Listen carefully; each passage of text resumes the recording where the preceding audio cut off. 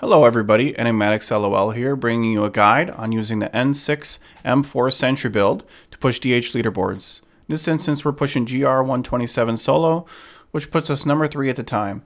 I'm going to put the links below to my build, stream, and B tag in case you want to add me, ask questions, stop by the stream, and ask for help.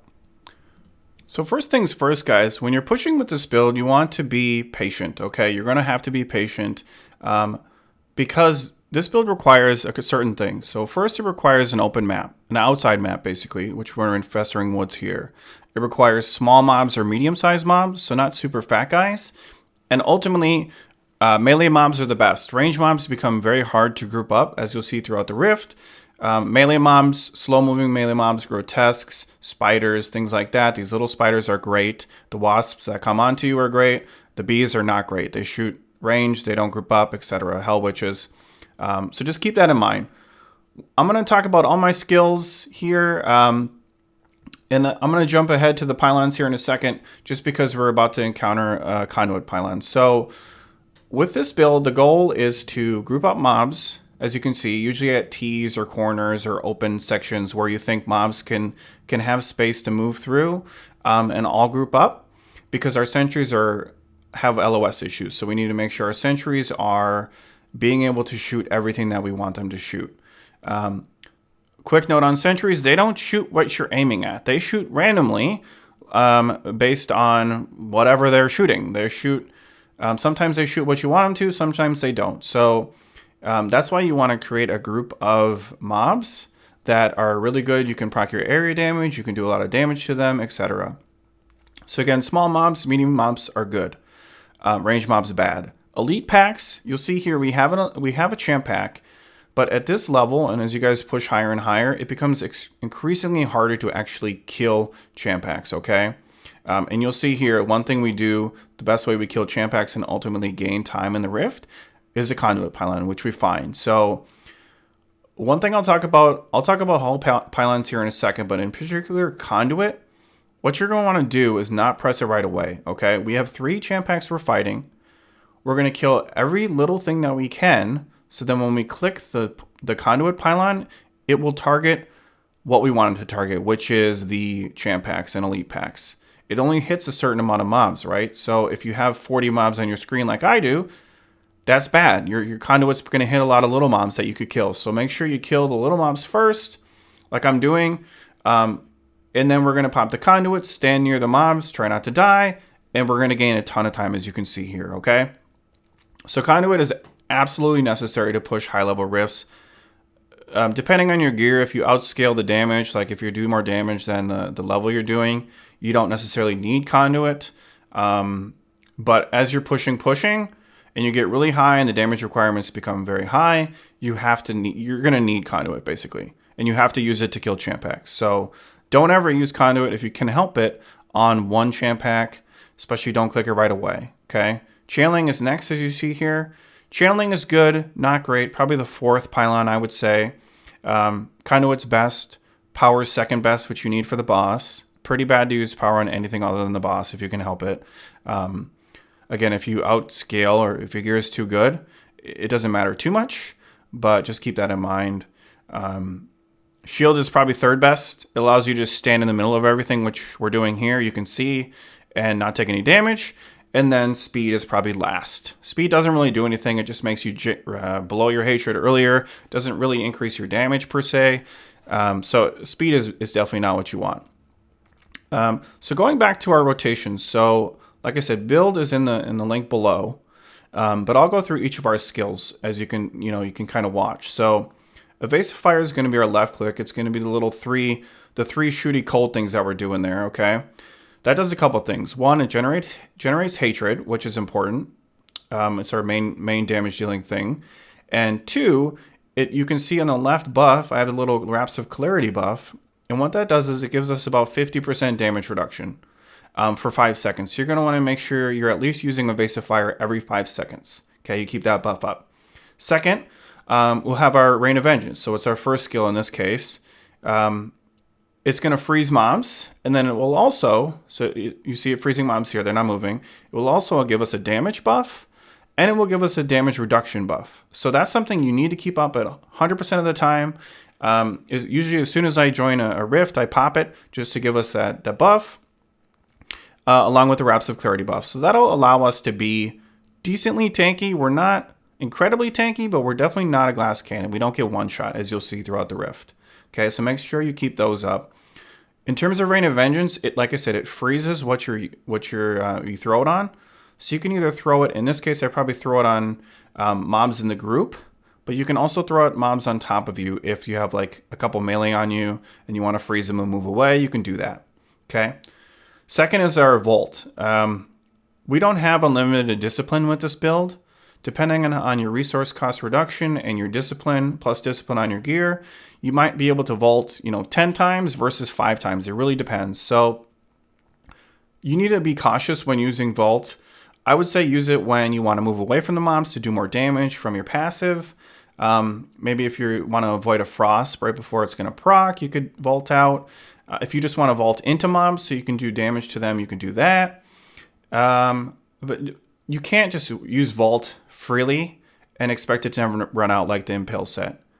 You'll see here I probably Volt through the map because I saved a lot of it, giving me the ability to move quickly through the map. We'll set up our sentries here in a second. So keep that in mind with Volt, okay? Our sentries, so you can see here, our damage dealing ability, they probably do 98% of our damage throughout the rift, okay?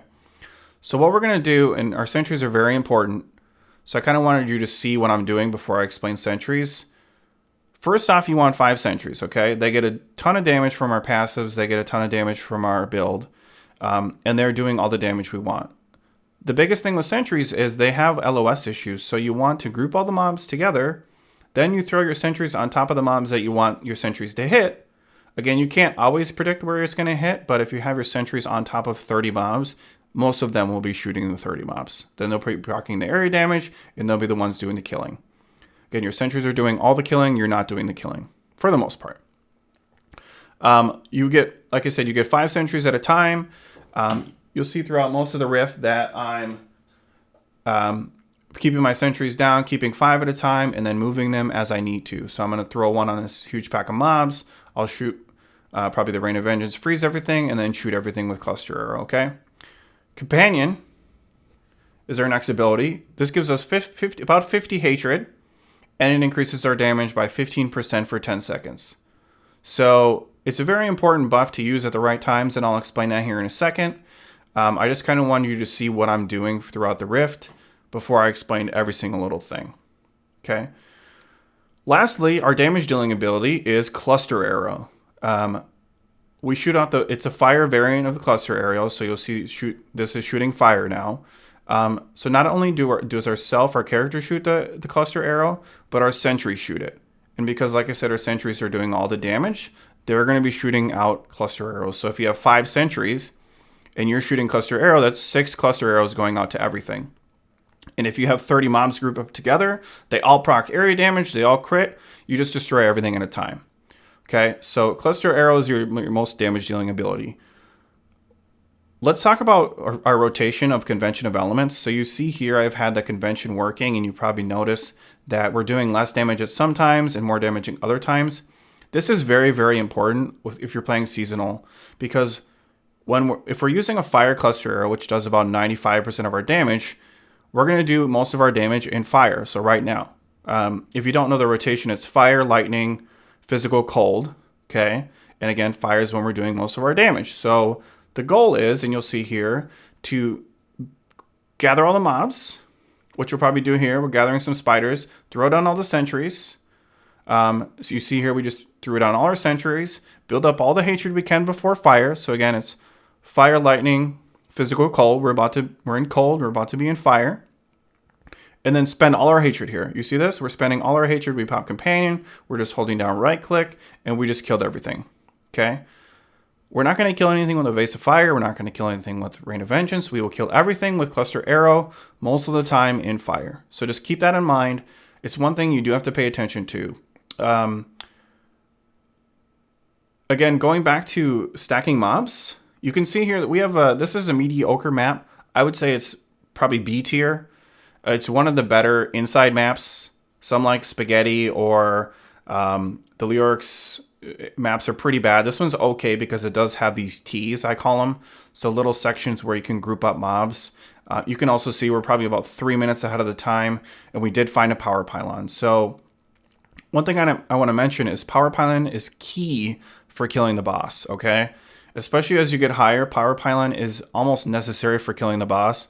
For single target, it allows you to kill the boss in about 2 minutes, or 2 to 3 minutes instead of 3 to 6 minutes, depending on your boss. So what we did was we left the power pylon because it wasn't too far away from the entrance. We said, okay, we need to be able to pop the boss on the last map, but we didn't have enough trash on the last map to do it. So I went to the next map, found more trash. This looks pretty dense, so we're just killing everything. We're going to get pretty close to 100, and then we're going to go spawn the boss. Okay, so going back to the rotations, make sure you have all your sentries down, obviously. You keep your defensive buffs and your offensive buffs, so Wraps and your Vengeance up. You keep your sentries on the mobs you want to be hitting at all times. And then, obviously, dodge abilities if you can. You won't get one-shot by most things, but you're not going to want to stand in Arcane, so you can either move or vault. And then the biggest thing is paying attention to your Conventions buff, so you can use your rotation correctly. So you're going to build Hatred. You'll see here we're going to build in Physical and Cold, so we're gaining all the Hatred in the red, and then we're going to spend it all right now. Okay? We're spending all our Hatred, we're doing all our damage, we kill everything in Fire.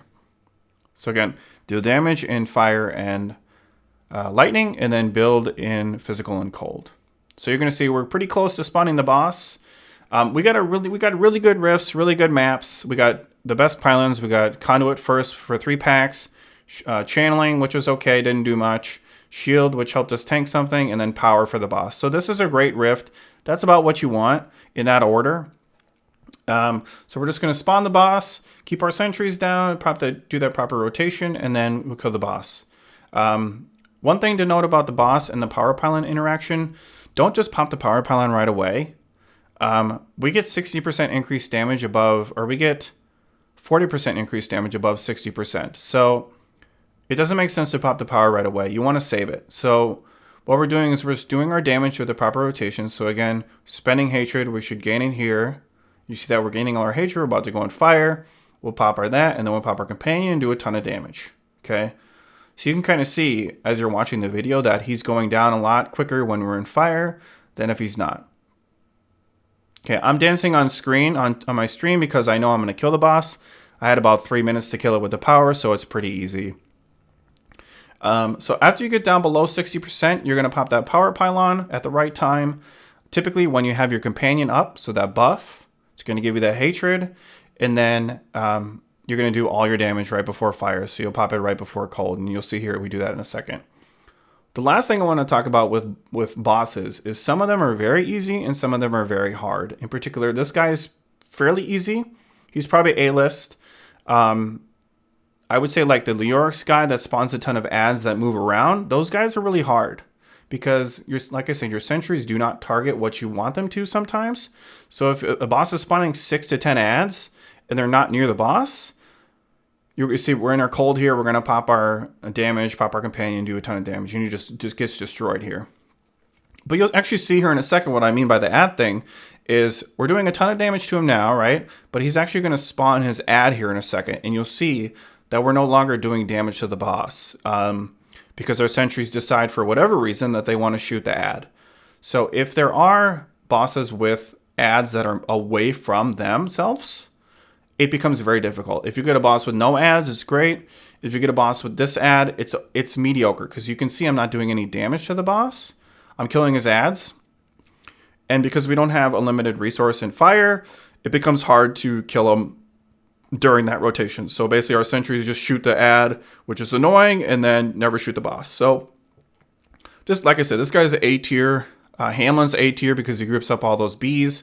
And then all the mobs with basically no ads and don't teleport, those guys are the best. So hope you guys enjoyed the video. Hope you learned something. Again, this is really hard stuff. If you need help, certainly add me on Battle.net. I love to help people. Stop by my stream, twitch.tv/Enigmatixlol.